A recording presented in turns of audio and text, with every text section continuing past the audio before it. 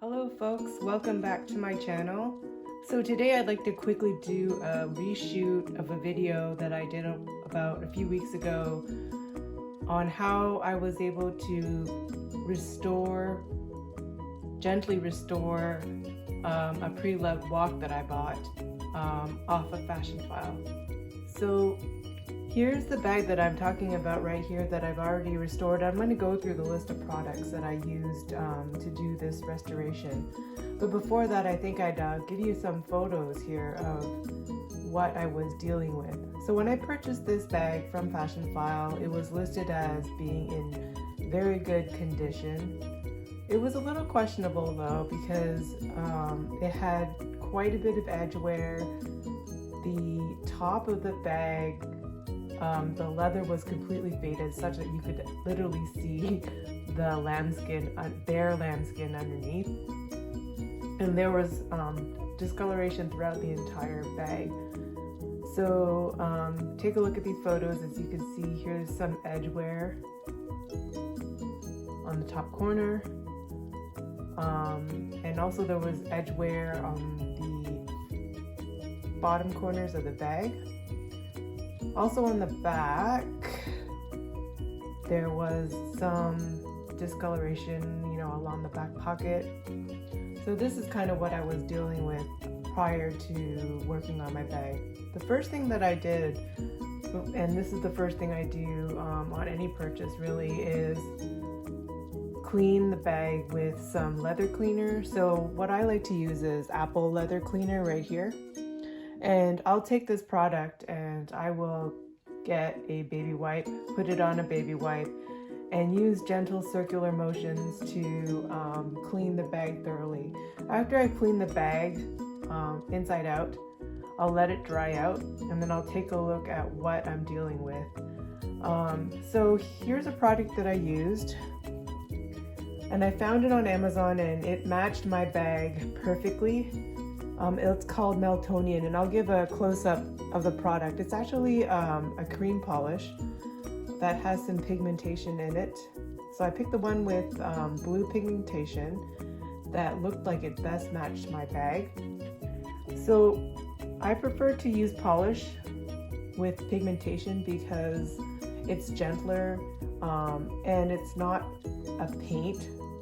You don't really want to paint your bags because it will change the texture of your bag. And once you paint your bag, the resale of your bag goes down the toilet. Not a lot of people actually want to buy the bag. So you don't want to take that kind of hit, in my opinion. Unless your bag is literally trashed, I wouldn't really consider repainting the bag. So anyways, like I said, I used Meltonian. What I did was I opened it up, and here's the blue. What you want to do is put a tiny bit on your finger, and then I'll just pick a spot inside here, and you want to start at the center of the quilt, and you want to rub gently with your fingers. You actually don't want to get it in the seams, and this is key. And the reason is it's really difficult to clean the guck out of the seam. So you kind of want to just work on each quilt one at a time, like that. So once you're done working on the entire bag like I just showed you, let the bag dry out.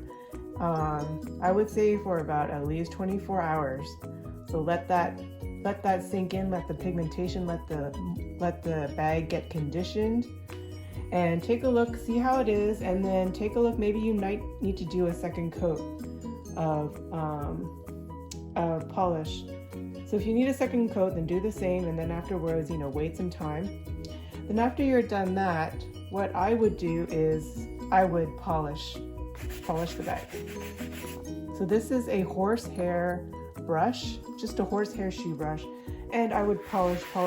Make sure you've got all that polish nice and shiny. Get that bag super shiny. Lambskin is going to be gorgeous. So then after you're done that, polished your bag, close this up. The next thing I would do is consider putting a neutral color beeswax polish on it. So this product right here is Saphir Coat de Cuir, and it's a cream. This is the neutral color, and this was also recommended on the purse form. This is, I think, 33% beeswax, so it's a natural product. And what it will do is it will put a bit of a finish, a kind of a clear protective coat over the polish that you put in. One thing about this polish is it's pigmentation and it doesn't go super deep. So if you're ever caught in the rain, it's possible that some of this pigmentation might come off, and then you'll have to bring your bag back in and then use the polish again to polish out some of the watermarks. So I did get caught in the rain one time, and that's what happened to me. So then I did a little bit more research. I didn't want to put a spray sealer on this because I wanted to put as little as possible, and products that are let's just say, I don't want to use products that are too strong on my bag, because something like paint, for example, is very permanent, versus something like a beeswax polish is not permanent. You do need to reapply it every once in a while. So like I said, what you need to do is open it up. It's going to look like this. When you put it on, it's going to seem a little matte at first. So put a little bit on your finger, and then I'll pick a spot here in the back. Let's just pick this corner right here. So you do the same thing like you did with the Meltonian cream. You're going to put a little bit on each quilt, avoiding the seams, because like I said, you don't want to get any of the stuff inside your seams because it's hard to dig out. So when you first put it on, it's going to look a little matte at first, but don't worry, just let it sit there, let it dry out for a little bit. And then what I would do is after a day, I would come back and I would polish it. Just polish it, buff it, and all of that shine will come right back. So you want to do that using the Saphir polish, clear neutral polish across your entire bag to kind of help with, if you ever get caught in the rain, it'll put a little bit of a waterproof barrier on your bag. All right, so these are the products that I use, and I will put these in the description. And let me know if you have any additional questions regarding this. This is easy to do at home if you can find a pre-loved bag on Fashion File or your favorite website. Usually I like to find bags that are basically not damaged, but maybe the lambskin, and I usually pick lambskin, by the way, that's maybe a little faded, maybe it's a little discolored, and then I have the ability and have the tools and the products to safely clean the bag up and improve some of the color and bring the bag back to life, and that allows me to save some money.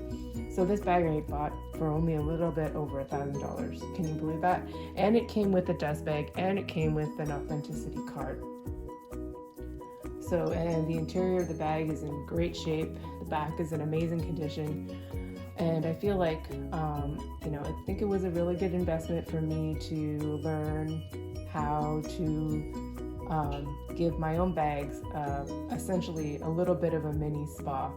Now you can actually have the bags spa'd with professional companies out there, and I did get a quote from leather surgeons, and it was like over $200 to have my bags spa'd with them.